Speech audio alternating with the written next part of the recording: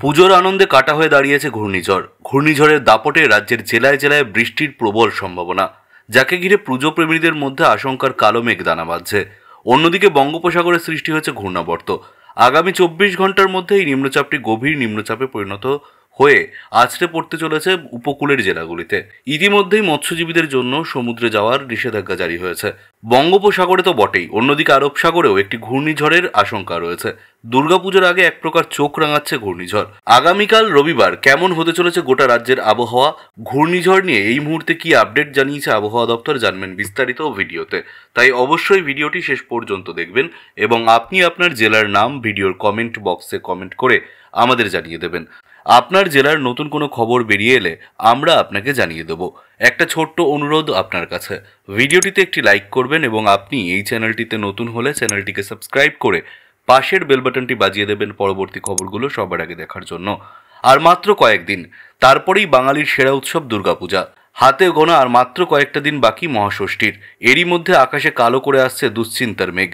পুজোর সময় বৃষ্টি হবে কিনা এই আশঙ্কায় ভুগছেন সবাই। এরই মাঝে আবহাওয়া দপ্তর জানালো এক নতুন নিম্নচাপের খবর, যা পুজোর আনন্দ মাটি করে দিতে পারে।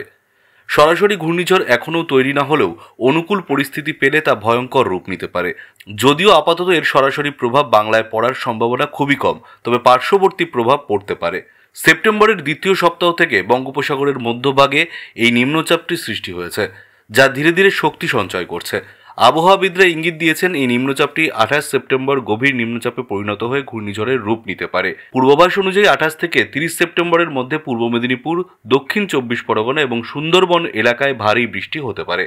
গত মে মাসে ঘূর্ণিঝড় রেমালের মতোই এটিও সমুদ্র থেকে আর্দ্রতা টেনে এনে এই বৃষ্টি নামাতে পারে, যা 70 কিলোমিটার পর্যন্ত পৌঁছাতে পারে। এর ফলে মৎস্যজীবীদের নৌকা এবং সমুদ্র পথে পরিবহন এবং উপকূলীয় পর্যটনে বিঘ্ন ঘটতে পারে। যদিও আজ পর্যন্ত কোনো আনুষ্ঠানিকভাবে ঘূর্ণিঝড়ের সতর্কতা জারি করা হয়নি, তবে পরিস্থিতি নিয়মিত পর্যবেক্ষণে রয়েছে। 2019 সালের ফণী এবং 2021 সালের ইয়াসের মতো ভয়ঙ্কর ঘূর্ণিঝড়ের স্মৃতি এখনও তাজা। এবার আবারও উড়িষ্যায় নতুন ঝুঁকির পূর্বাভাস মিলছে। ইসিএমডব্লিউএফ এবং এনসিইউএম মডেল 28 সেপ্টেম্বরের পর ঘূর্ণিঝড়ের পূর্বাভাস দিচ্ছে।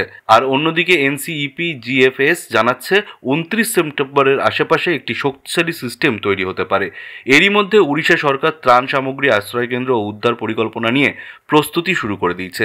মে থেকে নভেম্বর পর্যন্ত চলা ঘূর্ণিঝড়ের মৌসুমে চলতি বছরে ইতিমধ্যে একাধিক নিম্নচাপ দেখা গেছে। তাই সেপ্টেম্বরের এই নিম্নচাপকে বেশ গুরুত্ব দিচ্ছেন বিশেষজ্ঞরা।